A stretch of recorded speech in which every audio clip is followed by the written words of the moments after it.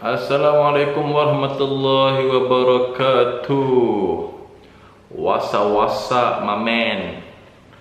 So hari ni kita akan bincang pasal satu player. Aku suka player ni. Alright, patutnya aku buat review pasal dia masa awal-awal season lagi, tapi aku sibuk dan aku tak ada kelengkapan macam sekarang.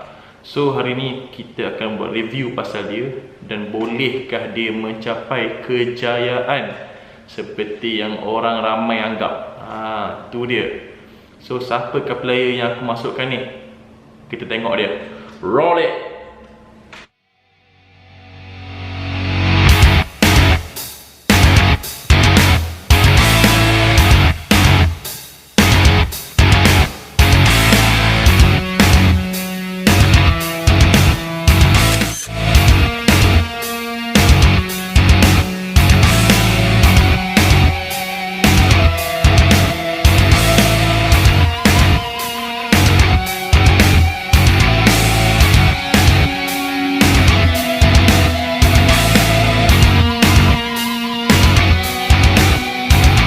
Pemain kita tengok tadi, nama dia semua orang sudah kenal, siapa yang minat bola Eropah, Matthijs de Ligt.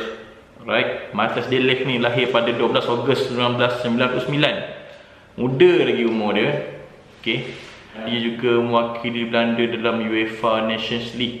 Okey, siapa yang kurang follow pasal Belanda ni dia satu grup dengan Jerman dengan Perancis, dan de Ligt start semua perlawanan kumpulan tu, dan dia dan pasukannya hanya kalah pada Portugal di perlawanan akhir. Hebat kan? De Ligt ni juga dia lawan Manchester United pada UEFA Europa League final. Okey, dan kalah juga masa tu. Kemudian next season dia kalah semi final Champions League dengan pasukan Ajax Amsterdam. Dan pada tahun 2018-2019, okey, de Ligt menang Eredivisie ataupun Liga Belanda. Okey, masa tu umur dia 20 tahun. Yes, muda. Dan dia juga kapten. So pada sama ataupun musim panas 1999, de Ligt pindah ke Juventus. Okey, so sekarang ni soalan dia ialah bolehkah Matthijs de Ligt step up dan jadi salah satu daripada kubu pertahanan Juventus? Alright, so soalan dia itu sekarang ni. Okay, so untuk tengok ataupun untuk predict sama ada de Ligt ni boleh jadi integral part. Maksud aku jadi integral part ni ialah jadi integral part dan dia kekal untuk satu tempoh masa yang lama, bukan maksud aku in and out. Alright, kita akan tengok 3 pemain pertahanan yang aku rasa pada pendapat aku memang power. Nak tunjuk power ke tak ni, dia dah ada collections of honors. Maksud aku dia dah menang pelbagai kejuaraan dari segi negara ataupun individu dan kelab. Okay, so player pertama yang aku rasa power dan boleh kita jadikan dia sebagai base untuk judge de Ligt ialah roll it.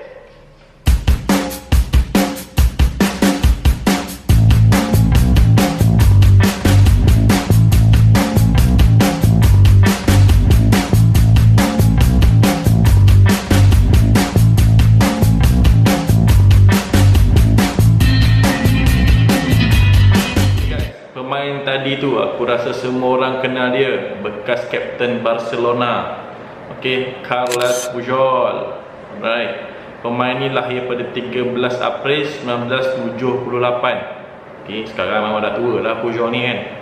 Okey, antara honors yang pernah Puyol dapat ialah 1 Euro pada tahun 2008 dengan pasukan Spanyol, dan dia menang 1 World Cup pada tahun 2010 dengan pasukan Spanyol, and then 3 UEFA Champions League. Okey, paling awal Puyol menang pada tahun 2006, 6 kejuaraan La Liga bersama Barcelona. Pada awal dia menang paling awal menang pada tahun 2005. Dan Pujol juga tengah 3 kali tercalon dalam FIFA Pro World 11. Okey. Paling muda dia pernah tercalon adalah pada tahun 2007. Okey. So bila kita tengok collection of honors yang Pujol pernah dapat ni, paling awal dia pernah dapat ialah La Liga, iaitu pada tahun 2005. Okey. Pada tahun 2005 ni umur dia 27 tahun. Okey. So Pujol ni sebenarnya dia bermula pada right back, dan dia occasionally move into centre back, dan last kali dia main dekat centre backs. So kalau kita nak compare dengan De Ligt, maknanya 7 tahun lagi lah De Ligt akan menang something, betul tak? What I mean, dia menang sesuatu pada peringkat kelab, individu dan negara, bermula pada umur 27 tahun. Base dia kat situ.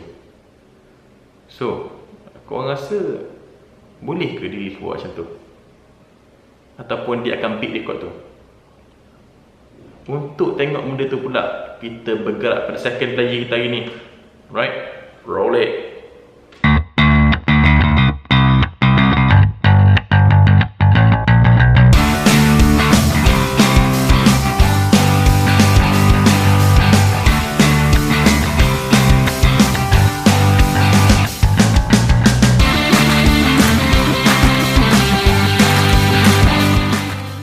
Okay guys, pemain yang kita tengok tadi, aku rasa semua orang pun kenal, dan dalam list aku di antara 3 pemain pertahanan tengah terbaik hari ni, dia paling decorated. What I mean, dia pernah menang banyak honors dan dalam collection yang banyak. Okay, so Sergio Ramos ni lahir pada 30 Mac 1986. Alright, antara collection honors yang dia pernah ada ialah 1 World Cup pada tahun 2010, 2 Euro pada tahun 2008 dan 2012, 4 Champions League, yang ni paling memorable sebenarnya, pada tahun 2004, 2016, 17, 18. Dan Real Madrid merupakan pasukan pertama dalam format Champions League sekarang yang menang 3 kejuaraan Champions League secara berturut-turut. Okay, and then dia menang 4 kali La Liga, itu pada tahun 2007, 2008, 2012 dan 2017.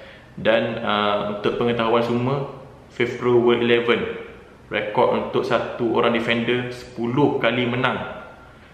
Paling awal dia menang pada tahun 2008. Okay, so pada tahun 2008 ni Sergio Ramos baru 22 tahun. Aku cakap wow, powernya Sergio Ramos. Okay, pertahanan tengah pada usia 22 tahun dah menang. Masa tu 2008 dia menang Euro. Okay, tapi 2007 dia dah menang La Liga. Tapi pada tahun 2007-2008 ni, 2008 lah kita ambil 2008, sebenarnya Ramos bermain sebagai right back ataupun back kanan. Okey, kalau kita ingat pada tahun 2006, kalau saya tak silap, kalau aku tak silap, dia masuk Real Madrid daripada Sevilla. Okay, dia main sebagai centre back untuk 2 musim, 2006, 2007, 2008. Okey, 2008 Real Madrid beli Christopher Metzelder dengan Pepe, dan Ramos move to right back. So sebenarnya kejayaan awal Ramos pada tahun 2008 ni, dia main sebagai right back. Okay, masa Euro dia main sebagai right back, sebab masa tu 2008 Spanyol ada Carles Puyol dengan Carles Marquena, tak salah aku, Marquena, yes betul, Marquena, Valencia. 2010 dia main right back juga. Masa tu centre back ialah Pujol dengan Piqué. Okay, and after that 2012 baru Euro, baru Ramos dengan Piqué main sebagai centre backs. Di pihak kelab pun macam tu lah, maknanya lepas Metzelder dengan Pepe, baru start Ramos masuk sebagai centre backs. So kita dapat tengok juga kat sini, Ramos bermula sebagai right backs sebelum masuk ke centre backs. So macam mana, adakah peluang untuk De Ligt dapat peluang macam Ramos? De Ligt kena main back kanan, tak pernah lagi yang rasa aku tengok dia main back kanan. Okay, tapi tak apa, untuk menjawab persoalan tu, kita bergerak kepada pemain ketiga kita hari ni. Okay, last dalam list ni. Roll it.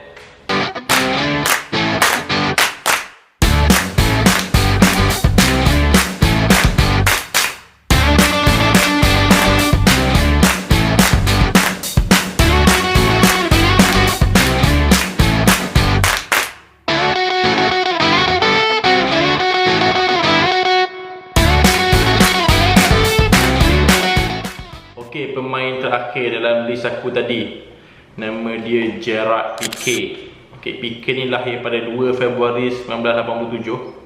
Okey, seperti mana semua orang tahu, Piqué ni dia asal daripada Barcelona sebelum berhijrah ke Manchester United dan kembali balik ke Barcelona. Dia ada menang titles di Manchester United, tapi banyak titles dia menang bersama Barcelona dan nama dia naik dekat Barcelona juga. Okey, dia pernah menang 1 World Cup pada tahun 2010. Okey, dengan pasukan Spanyol, 1 Euro pada tahun 2012, 8 La Liga. Paling awal dia menang pada tahun 2009 lepas kembali daripada Manchester United. 3 Champions League, okey, pada 2009, 2011 dan 2015, dan tercalon untuk FIFA Pro World 11 sebanyak 4 kali. Paling awal dia tercalon pada tahun 2010. Alright. So Piqué ni, kalau kita lihat, nama dia start naik pada tahun 2009. Masa tu Barca menang treble. Okay, masa tu umur dia 22 tahun. Okay, so De Ligt,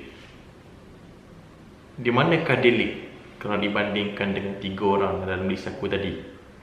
Okay, satu, De Ligt masih lagi muda, umur 20. Right. Kalau kita lihat pada list aku sebelum ni, paling awal pun diorang mencapai kegemilangan sebagai centre backs ialah pada umur 22 tahun. So De Ligt ada masih lagi 2 tahun untuk naik, okay, untuk peak. Sebenarnya kalau dikira orang yang seusia dengan De Ligt ni sebagai bertengah tengah, De Ligt dah banyak menang apa yang orang lain tak dapat. Okay, so sebenarnya itu satu achievement juga. Kemudian ada orang tanya aku, nanti mesti akan ada orang komen, kenapa tak ambil Paolo Maldini? Okay, Paolo Maldini betul dia memang peak, especially pada zaman Arrigo Sacchi pada 1990, di mana AC Milan masa tu menang banyak titles, especially domestically, right?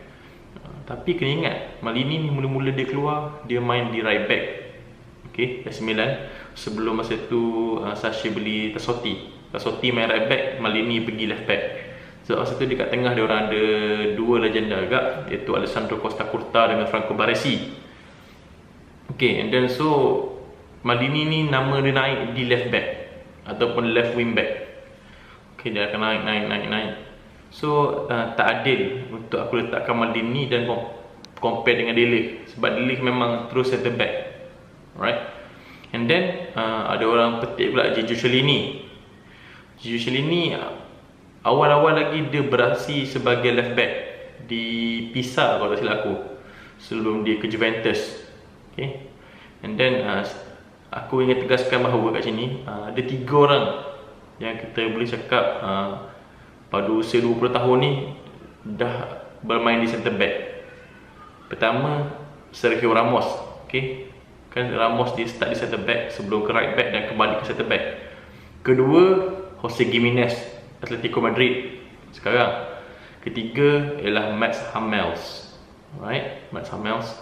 Hummels aku tak letak dia dalam list ni sebab individually dia tak menang banyak award dengan banyak. Individually dia tak menang banyak award dengan banyak. Maksudnya kalau FIFA Pro so macam tu, aku nak dia menang 2-3 kali ke, tak ada. Walaupun dia menang World Cup dengan Jerman dan dia menang Champions, Mats Hummels tak menang Champions League, dia menang Bundesliga sahaja. Yes.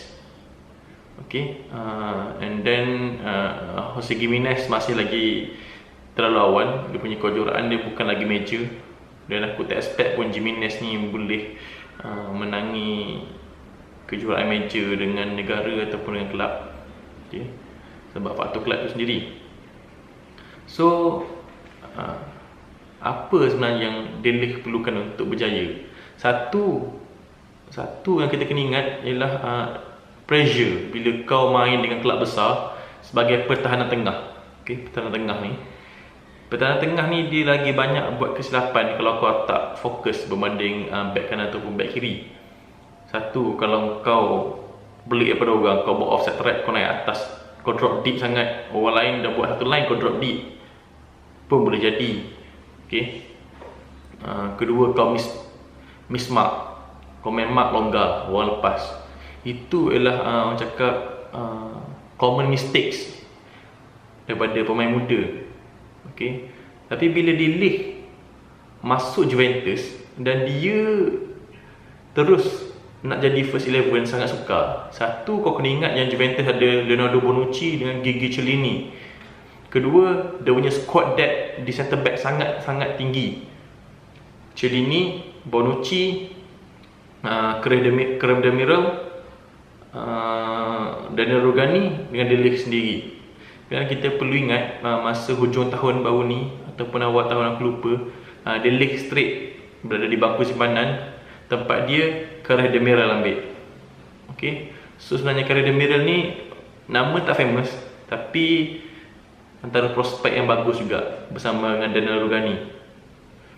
Okay. So pada aku, De Ligt sekarang ni dia perlu fokus.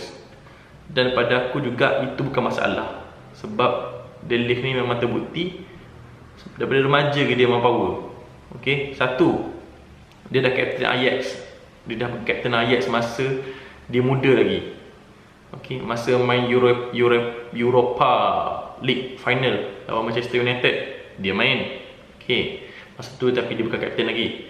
Dan dia captain masa Ajax Amsterdam menang Eredivisie, Liga Belanda, pada tahun 2018-2019. Masa tu De Ligt captain. Right. Kedua, aku rasa nanti dalam list aku 3 orang ni, De Ligt akan jadi orang keempat. Individually dia akan menang banyak anugerah sebab nampak dia punya talent ada di situ. Kedua, dengan club level boleh jadi tinggi juga sebab dia bersama pasukan Juventus. Okay, daripada keeper, defenders, midfielders ke forward, semua memang berkelas dunia. Okay. So kalau dia stick, dia mungkin boleh akan capai apa yang 3 orang dalam list ni buat, Ramos, Pique dan Puyol. Ketiga, peringkat negara pun nampak bagus.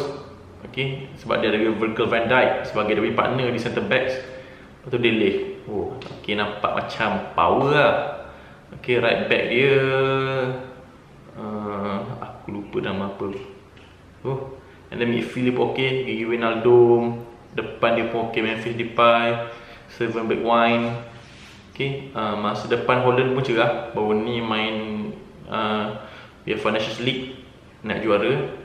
So aku expect dalam masa 2 ke 3 tahun lagi, De Ligt akan berada dia punya peak, dengan syarat dia punya teammate semua perform. Okay, buat masa sekarang ni nampak cerah. Nampak cerah dia punya perjalanan dia tu. So dia boleh ke beat rekod Gerard Pique ataupun Sergio Ramos dalam siapa paling cepat dapat kemenangan berganda di usia muda. Kalau ikut sekarang ni, dia mungkin boleh saing Ramos atau Pique dalam pada umur dia 22 sampai 25. Aku expect dia akan dapat something yang besar, especially dengan pasukan Belanda kalau dia perform. Okay. So setakat itu saja kali ini aku cerita. Jangan lupa subscribe channel aku ni. Aku akan cerita benda lain daripada orang lain cerita. Okay. And then kita boleh share. Kalau aku ada salah, tegur aku dekat ruangan komen. Aku hati terbuka menerimanya. Right guys, see you. Bye bye.